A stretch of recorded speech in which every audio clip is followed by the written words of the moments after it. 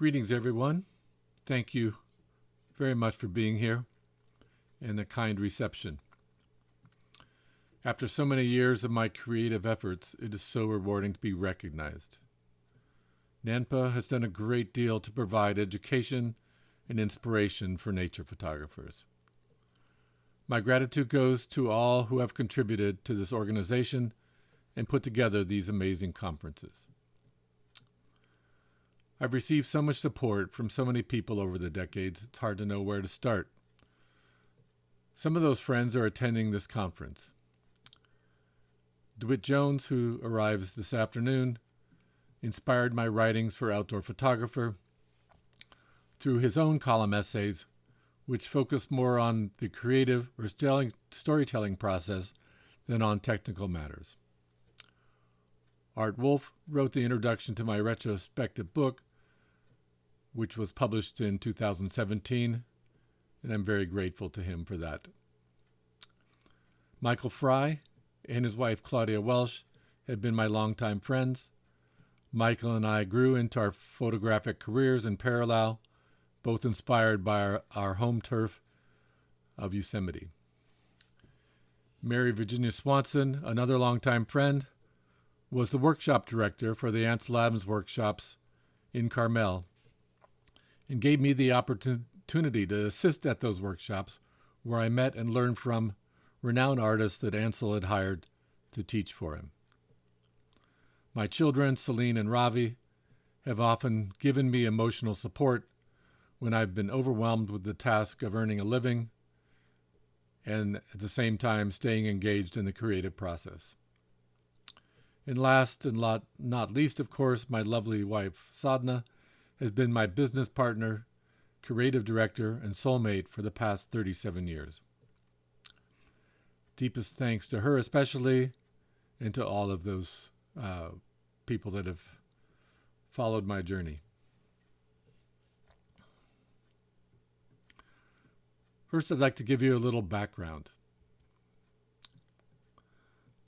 I started making photographs in 1974.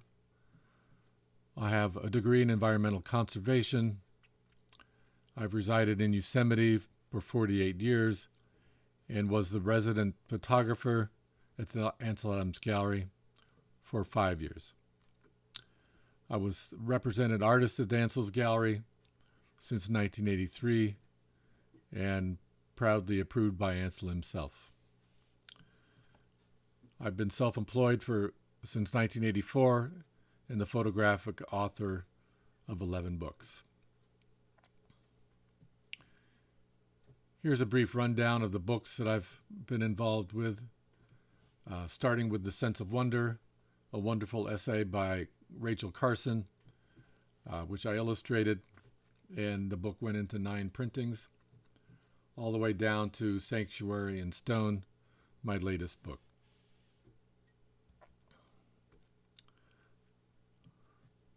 One of my recent books, shown here, discusses the many advantages of developing well-focused thematic portfolios. For this presentation, I will show you photographs from 6 portfolios that I have developed over the decades and illustrate how you might use the portfolio development process to organize and improve your own presentations or portfolios. These themes evolved organically for me after many years of pursuing subjects that inspire me the most. I'd just like to give you an idea of what this process can mean. I believe you can become a better photographer by learning how to focus your images more tightly. I used to teach an online course called Portfolio Development for 8 years, and I consistently saw photographers elevate the organization and presentation of their work and gain confidence in themselves as artists. Here's a brief outline on my approach and what I put across in the book. Consider what really, really inspires you. Find the subject. It can be broad or narrow.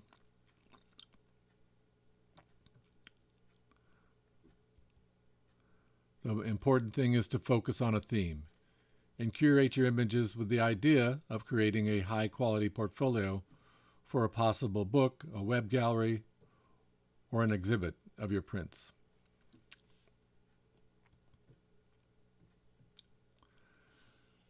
The first portfolio I would like to share is my Landscapes of the Spirit theme.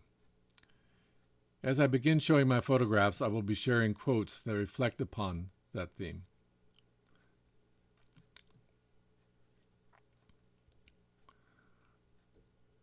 Landscapes of the Spirit was first published in 1996. My first monograph where I was able to select the images and choose the accompanying essays and poems.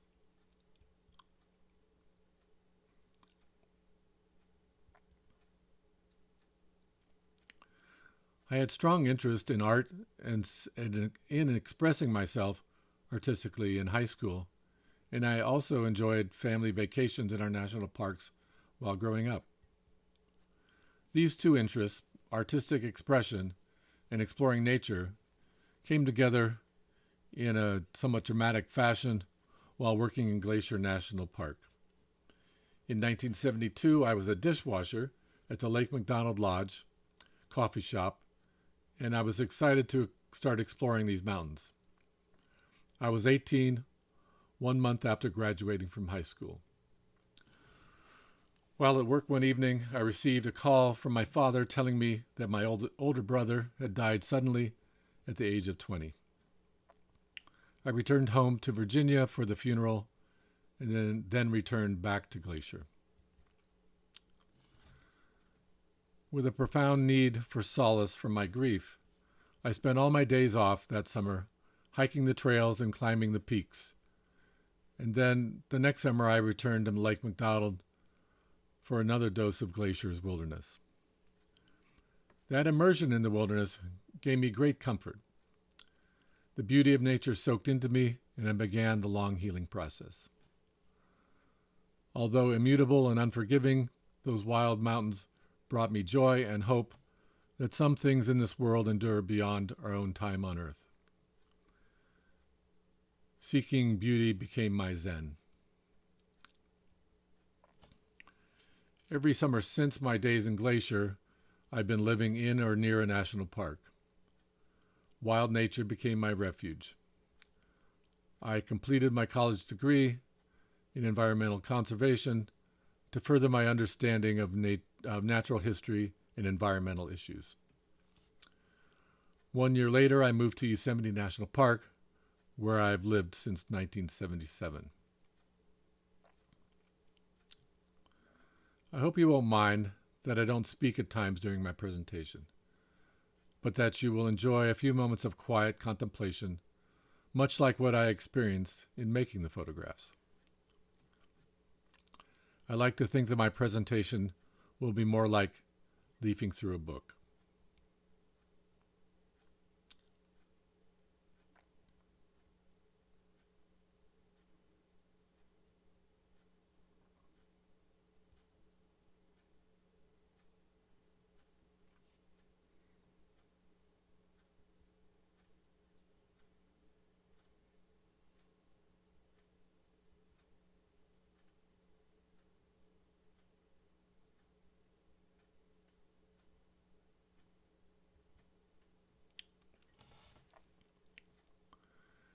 Here's a quote from Wendell Berry that I love. "And the world cannot be discovered by a journey of miles, no matter how long, but only by a spiritual journey, a journey of 1 inch, very arduous and humbling and joyful, by which we arrive at the ground at our feet and learn to be at home. It is a journey that we can only make by the acceptance of mystery and mystification, by yielding to the condition that what we have expected is not there." This is from his book, The Unforeseen Wilderness.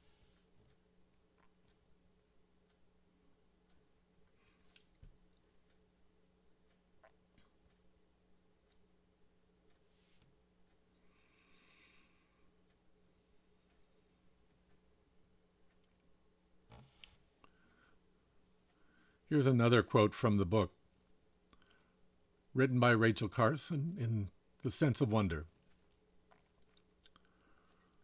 Those who dwell, as scientists or laymen, among the beauties and mysteries of the earth are never alone or weary of life.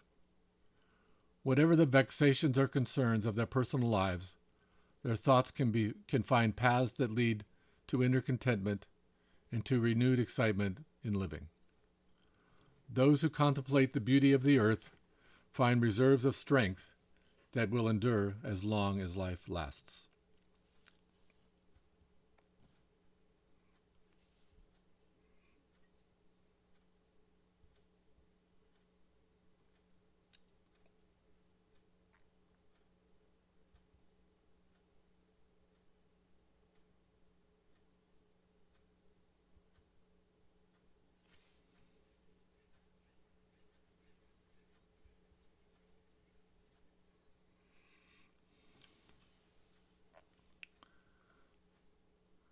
Standing on the bare ground, my head bathed in the blithe air, and uplifted into infinite space, all mean egotism vanishes.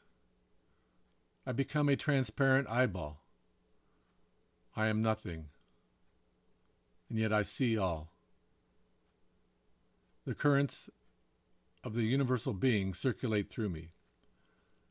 I am part or particle of God. I am the lover of uncontained and immortal beauty.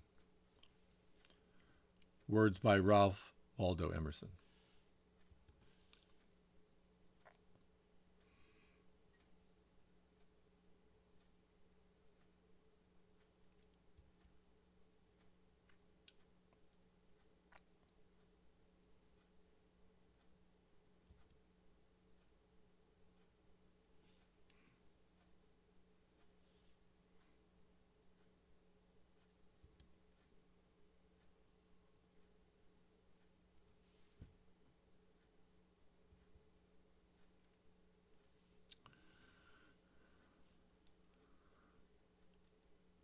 Here's another quote from the book written by Wendell Berry called The Peace of Wild Things.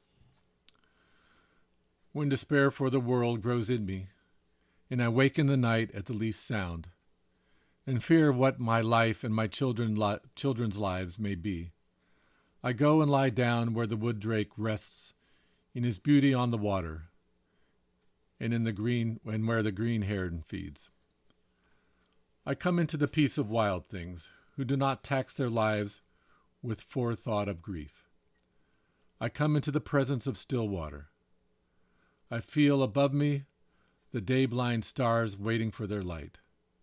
For a time I rest in the grace of the world, and I am free.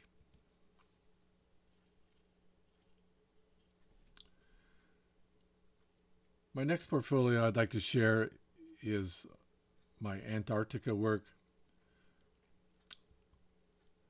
I first traveled there in 2014 and created a body of work that I turned into an ebook called Antarctic Dreams.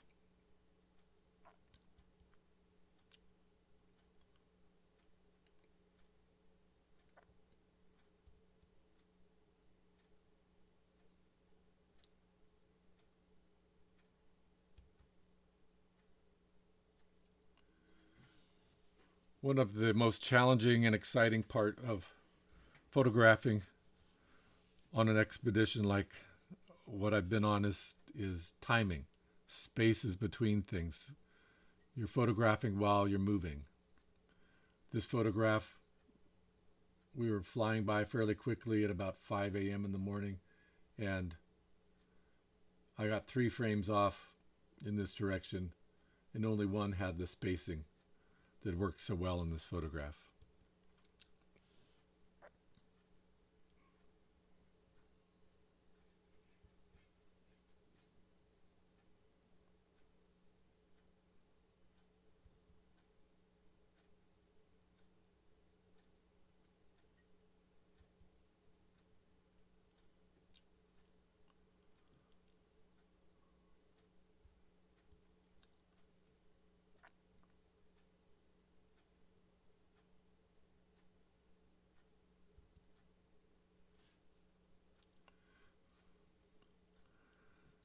Just a couple of months ago, I returned to Antarctica with Visionary Wild and Justin Black. This photograph was the luckiest photograph I think I've ever made. It was made from inside the dining hall, looking out a porthole window. I was just checking out the weather, the lighting, what we were cruising by, and it looked pretty out there, and I was going to take a quick snapshot. I turned around, picked up the camera, and then turned back to the porthole and snapped my camera just as this was happening. Totally unanticipated.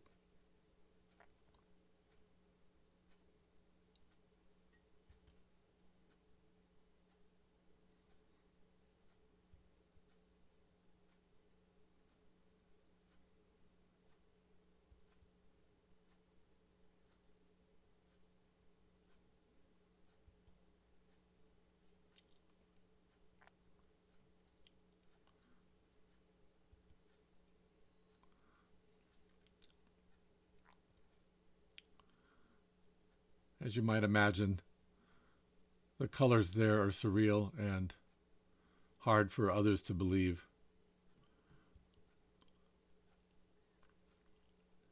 And yet, it was real.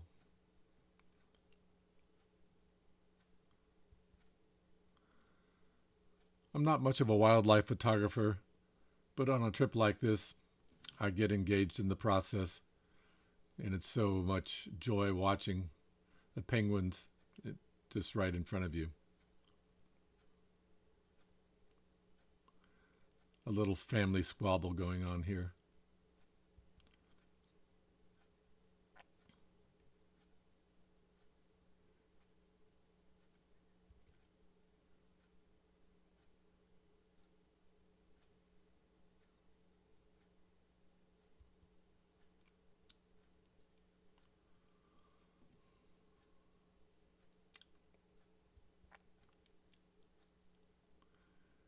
Here's another example of spacing and timing, waiting for things to separate out, for shapes to become clear.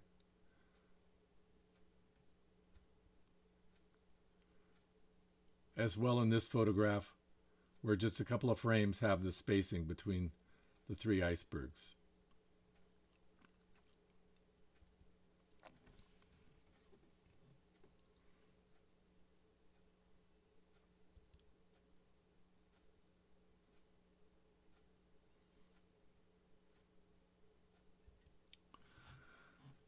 The next portfolio I would like to share is my black and white collection.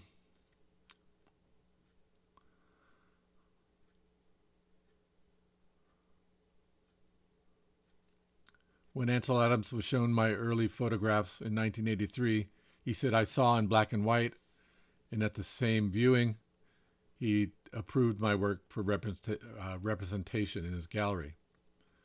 I believe what he meant was that I saw graphically, strongly graphically, and often in a monochromatic style.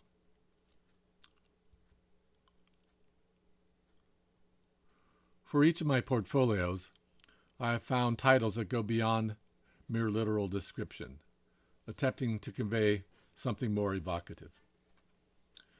Your theme title can guide your viewers to understand the mood or the process or the spirit of the photographs you are showing. Even though I am primarily a color landscape photographer, many of my favorite photographers work in black and white. Names that I've mentioned often in my writings include Win Bullock, Minor White, Edward and Brett Weston, and Paul Caponegro.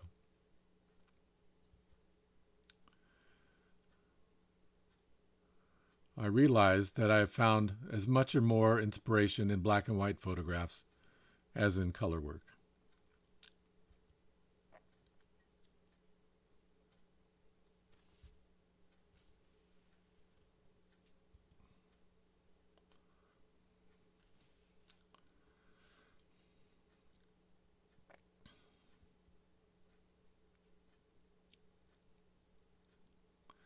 Here's a quote I love from Paul Caponegro. "All that I have achieved are these dreams locked in silver. Through this work, it is possible, if only for brief moments, to sense the thread which holds all things together. The world, the unity of force and movement, could be seen in nature, in a face, a stone, or a patch of sunlight. The subtle suggestions generated by configurations of cloud and stone, of shape and tone, make the photograph a meeting place from which to continue on an even more adventurous journey through a landscape of reflection, of introspection."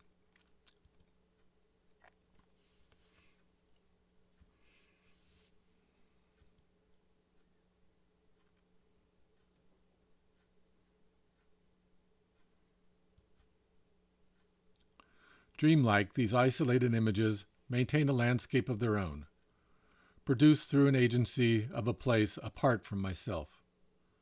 Mysteriously, and most often when I was not conscious of control, that magical and subtle force crept somehow into the image, offering back what I sensed as well as what I saw.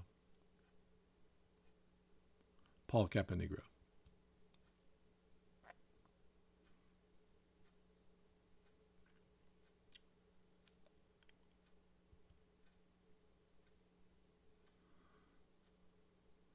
My next portfolio I'd like to share with you is called By Nature's Design.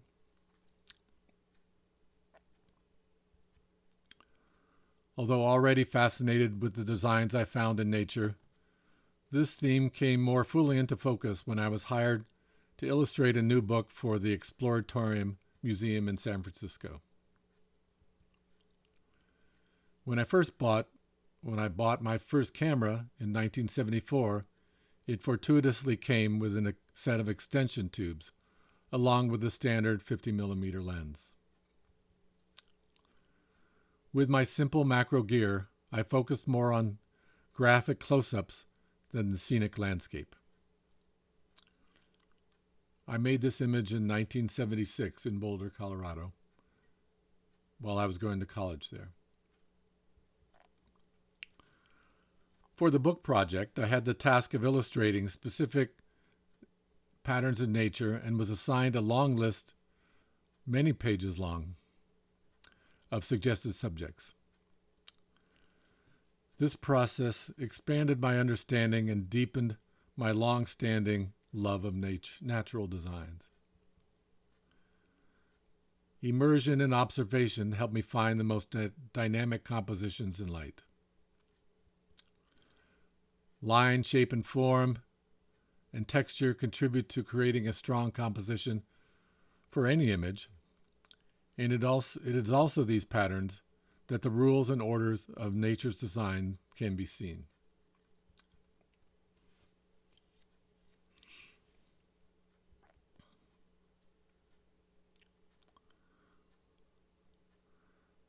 I believe these photographs invite the viewer to discover natural patterns, such as the sensuous ripples of glistening wet mud in a desert stream, or the repeating tracings of veins in fallen leaves,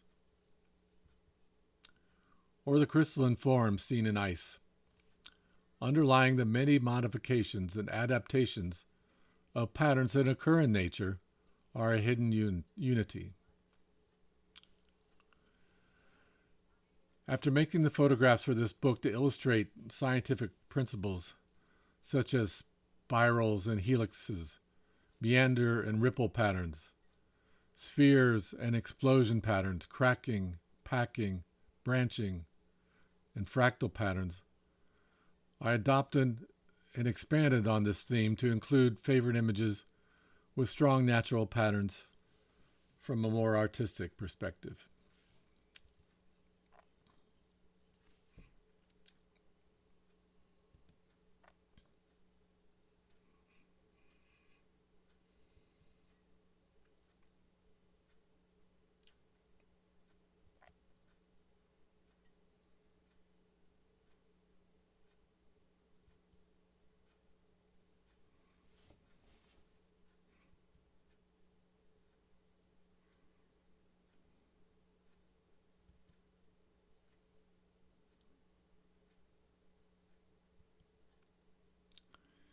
In the book, the writer Diane Ackerman writes, "Once is an instance. Twice may be an accident. But 3 times or more makes a pattern. We crave something familiar in a chaotic world. Thought has its precincts where the cops of law and order patrol, looking for anything out of place. We rely on patterns, and we also cherish and admire them."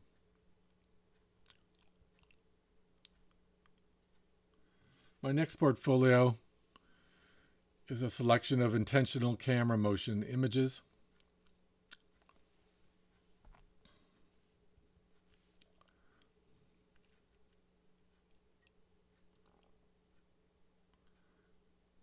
I also created an ebook with a collection of these images.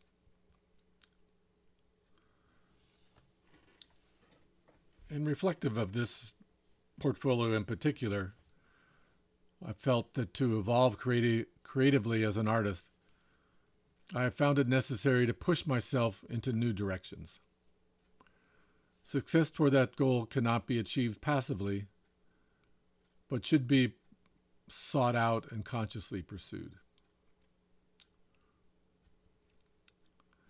I have tried to adhere to that concept as an artist, that one should always question one's own preconceived notions.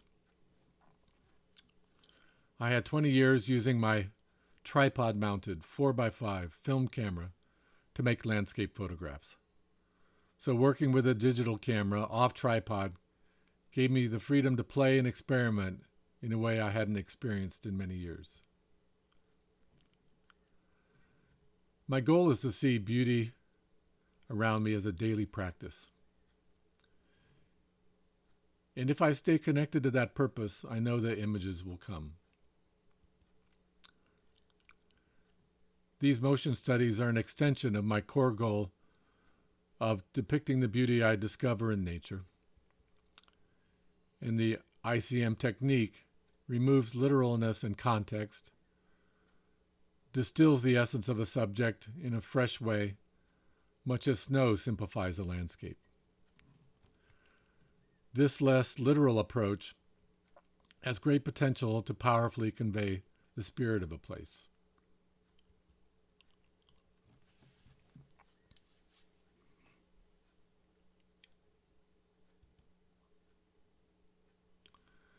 The creative life of an artist has its cycles, like the seasons, its own ebbs and flows in the sea of experience and ideas. I've learned to embrace this process, riding high when new images come readily, and being patient with myself when my vision seems stale and repetitive.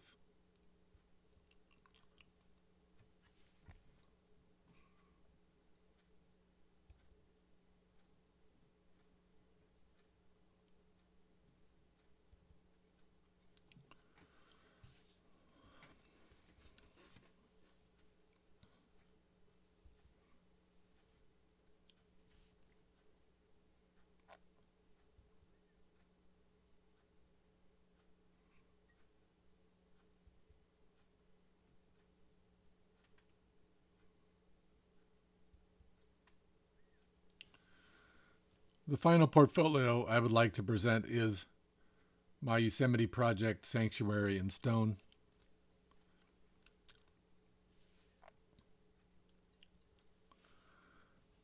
I first visited Yosemite in 1962.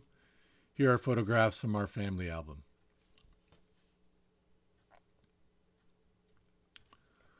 My first Yosemite book was published in 1994 and just went out of print a few years ago. All those years that book was in print, I had long wanted to create a more personal and intimate view of Yosemite. I first proposed this book idea to the Sierra Club about 20 years ago, and they offered me a contract only to pull it at the last minute. Then, about 3 years ago, I finally got up the gumption and began the process of self-publishing the book. One of my favorite features of the book is the selections of quotes that I feel add greatly to the impact of the book as a whole. I researched extensively to find words that complement my photographs and deepen my sanctuary theme. Words by Ansel Adams, John Muir, Gary Snyder, Terry Tempest Williams, Philip Hyde, and Paul Caponegro. All of these writers and artists have inspired me over many decades.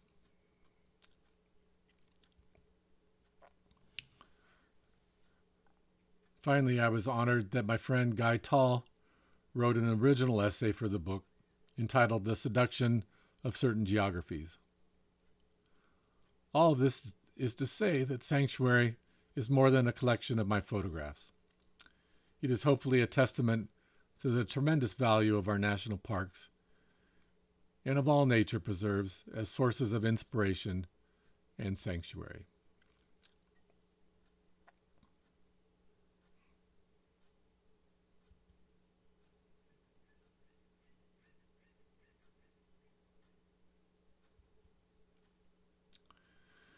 Yosemite has many private spots where I can explore undisturbed.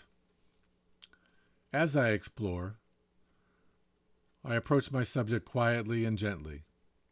I am inspired by Minor White, the Zen influenced photographer, who wrote, "When you approach something to photograph it, first be still with yourself until the object of your attention affirms your presence. Then, don't leave until you have captured its essence."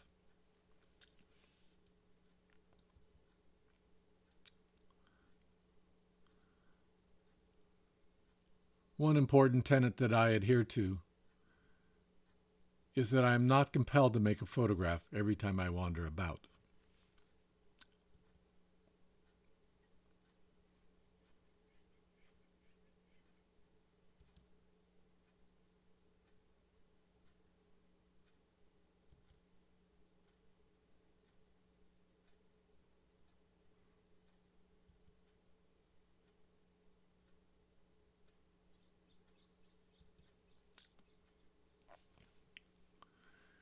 Here's a quote from the book, written by David Robertson,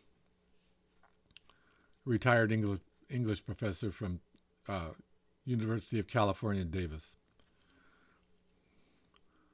"We know above all else that our ability to generate ourselves emotionally and spiritually depends on the existence of places such as Yosemite, where we can witness the glory of nature and partake in its power.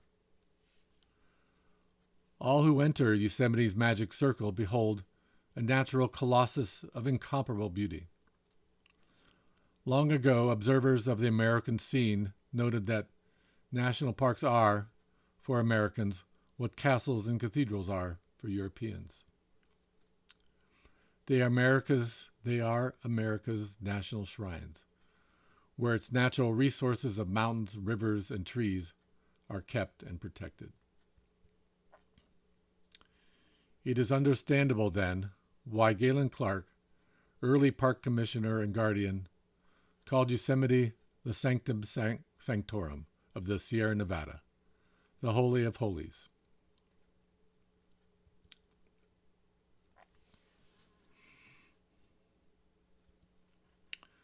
I would like to wind down my program with a quiet stroll through the park. Take a deep breath and imagine that you are there experiencing these scenes.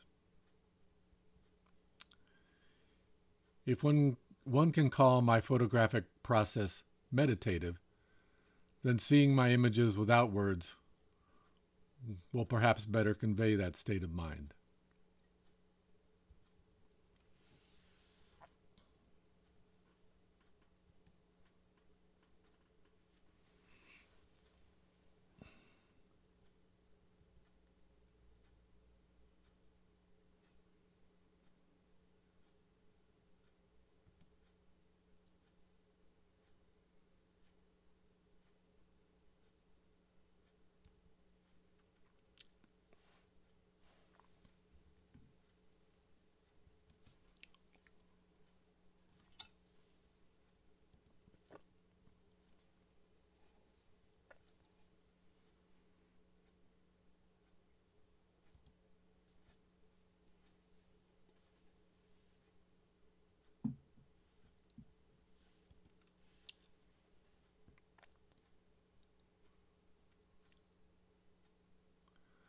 The remaining images in the Yosemite selection here are all made recently. Even after all the years in Yosemite, I still find myself energized to explore and create new work.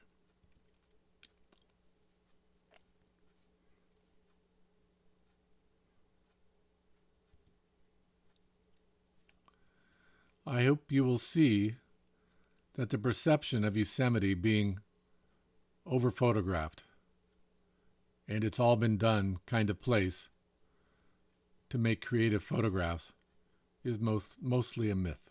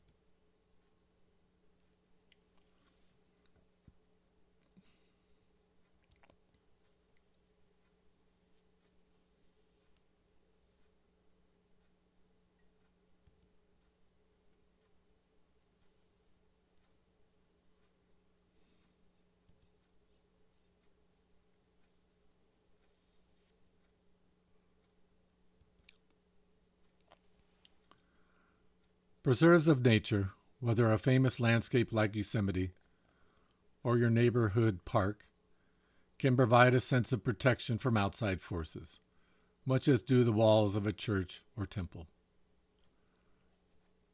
From within these walls, Yosemite's walls, this peacefulness and beauty bring me comfort and bring calm to me.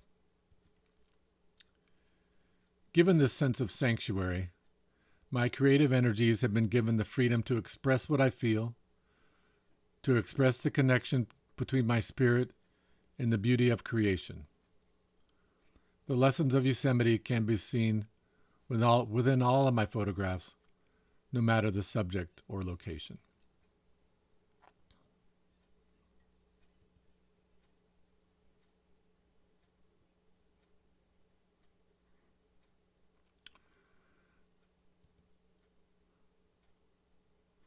I would like to share with you brief information about my books that might interest you.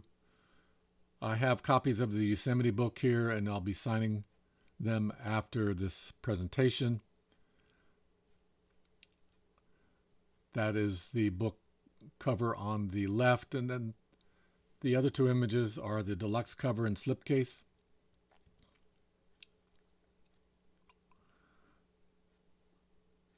The deluxe and collector's editions come with a choice of signed prints.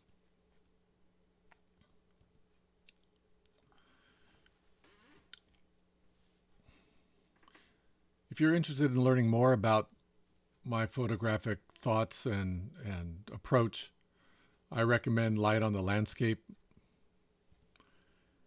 It is a collection of 60 essays from my On Landscape column that was an outdoor photographer.